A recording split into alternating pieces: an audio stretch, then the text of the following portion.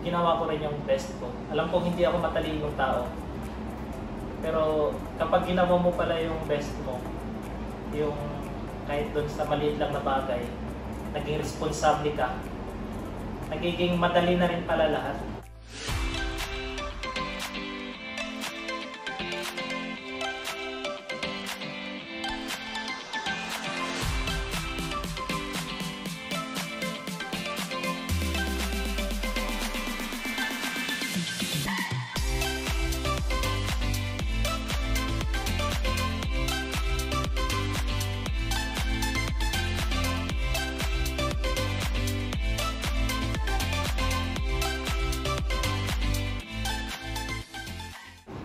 Ako pala si Jay Paul Dumalao. 5 years akong naging scholar na pinag-top 2010, simula 3rd year high school. Hanggang sa makatapos ako ng kursong pagsisiman sa taong 2015. Sa ngayon, sa kasalukuyan, ako na po ay isang ganap na seaman. Patuloy na inabot pa yung mga pangarap sa buhay.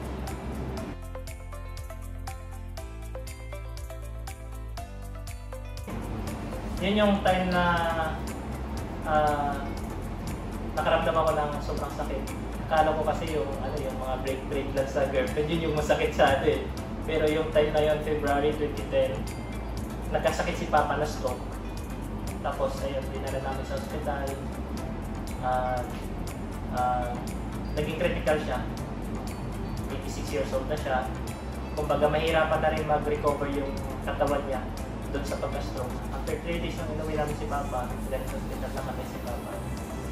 Yung time na nasa hospital si Papa, yun yung time na nagkaroon ako ng realization sa buhay. Na ano ba tong daan na tinatahak ko, parang wala nang katuluan, parang walang pag-asa. Kasi yung iniisip ko, kung hindi ako babalik sa pag-aaral, anong magiging kahinatnan ko sa pagdating ng araw? Si Mama supot na rin sa akin sa pagpapaaral kasi ayun, ako lang nga mo. Parang wala na rin ako pag-asa na makapag-aral ulit. Hanggang sa binalikan ko yung sinabi sa akin ng Tia Berlan na may gusto nga daw magpaaral sa akin. Yun nga si Open Heart. At noong March, dinala ako ni Tia Berlan dun sa dito sa May Manila. Pinakilala niya ako kay Ma'am Nori.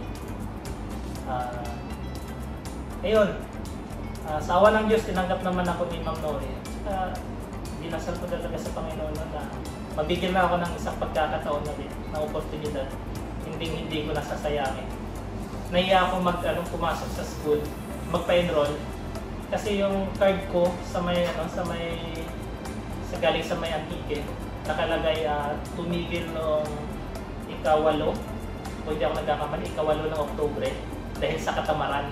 Nakanote talaga siya doon sa may card ko. Tapos nung pina-enroll ako, sabi ng school, ng mga teacher doon, sabi ng, bakit namin siya tatanggapin? Nakalagay dito, tamad siya mag-aral. Sabi gano'n. Sabi ko naman, ma'am, bigyan niyo ako ng pagkakataon.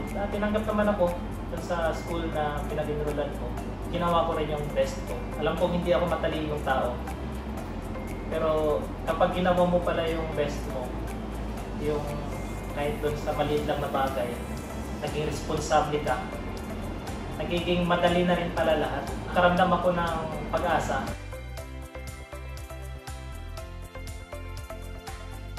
Bata pa lang kasi ako, pangarap ko na maging seaman. Kaya ayun, nagpursige ako mag-aral ng high school. Graduate nga ako ng 20 years old na ako eh. Parang medyo nakakahiya, pero kapag alam mo palang proud ka sa sarili mo, ginawa mo pa rin ang best na, at least, di ba? Kahit na 20 years old na ako nag-graduate sa high school, ayun, natuwa pa rin ako. At least dati kung pupunta ka sa school na kayuko, ngayon pupunta ka sa school na naka-task. Dapat consistent tayo dun sa pagiging responsable natin. Kasi pagka naging responsable ka lang sa simula, tapos tinigil mo yun, wala rin eh, kahit nagtayo ka pa ng sobrang tibay din, tapos pinabayaan ko lang sa mabilis lang din matitibagin ko pag gano'n. Nakatapos ako ng college sa loob ng 3 taon. Akala ko kasi pagkatapos ko mag-college, makakasakay na ako ng barko eh. pagka may mga tao rin na bumitaw sa akin ng salita na sabi nila, tutulungan kita pagka-graduate mo. Siyempre, masa ako nung time na yon. Pero nung nakagraduate na ako, parang nawala na rin sila. Tapos hanggang nung time na yun, hanap ako ng hanap.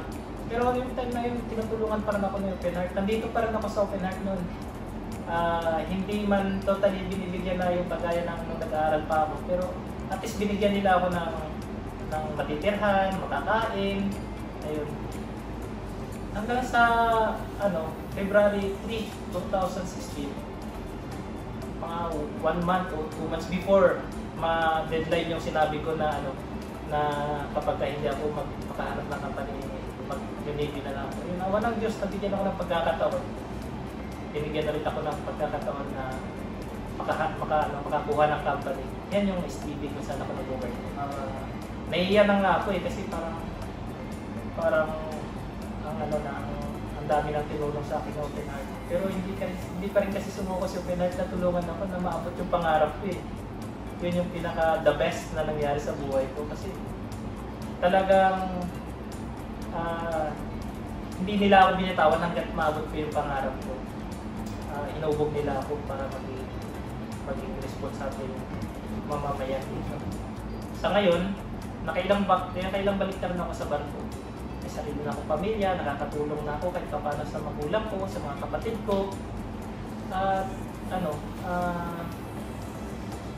hindi ko na kailangan humingi pa ng financial assistance sa ibang tao, sa gobyerno.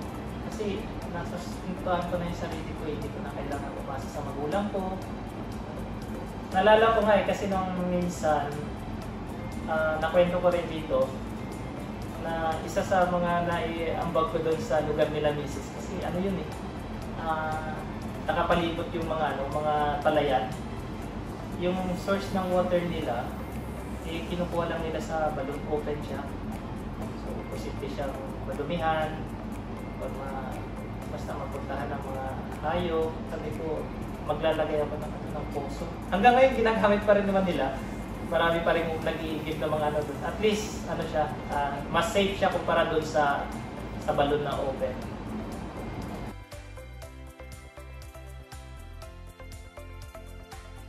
Kasi simula nung bata ako, laking hirap na ako eh. Ngayon kung hindi ako magiging consistent doon sa pagiging responsable tao, posibleng or malaki ang chance na babalik pa rin ako doon sa kung dati lagi ako tinutulungan ng ibang tao, lalo sa financial, tinutulungan ako ng open heart.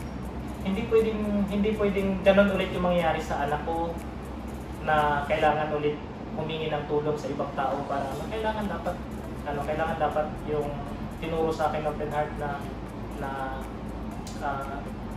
yung tulong ni open heart sa akin dapat hindi ko man may balik dito kay open heart, pero at least may balik ko man lang doon sa anak ko, sa ibang tao na nakapalibot sa akin. Lagi kong sinasabi doon sa mga pamangkin ko, mga kamag-anak ko, tapos nagtatanong sila sa akin, buti tuminong ka pag-aaral, no? Oo nga po kasi binigyan ako ng pagkakataon ng Diyos para magbago. Tapos binigyan niya ako ng oportunidad, ginamit niya sa open heart para maabot ko yung pangarap ko ngayon. Alam niyo, kahit na hindi ka matalino, kung naging responsable kang estudyante, talagang magkakaroon ka ng reward. Kumbaga, hindi ka man magiging number 1 doon sa room do. At least makakapasa ka, hindi ka maiiwan kung kailangan mong maging responsable anak, kailangan mong maging responsable estudyante, kailangan mong maging responsable tao sa komunidad. Lagi natin iisipin na kapag binigyan tayo ng oportunidad, wala nang kasunod yun. Kumbaga, isipin na lang natin na yun na yung last na opportunity na ibinibigay sa atin. Kaya kapag binigyan tayo ng oportunidad, talagang yakapin natin. Kumbaga, huwag mo nang pakawalan. Lahat ng best mo, lahat ng alam mong kaya mong gawin para mapanatili yung oportunidad na yun, para mapalago yung binigay sa yung oportunidad, talagang dapat yun yung gawin natin. Kasi sa totoo lang, hindi lahat ng tao nabibigyan ng opportunity.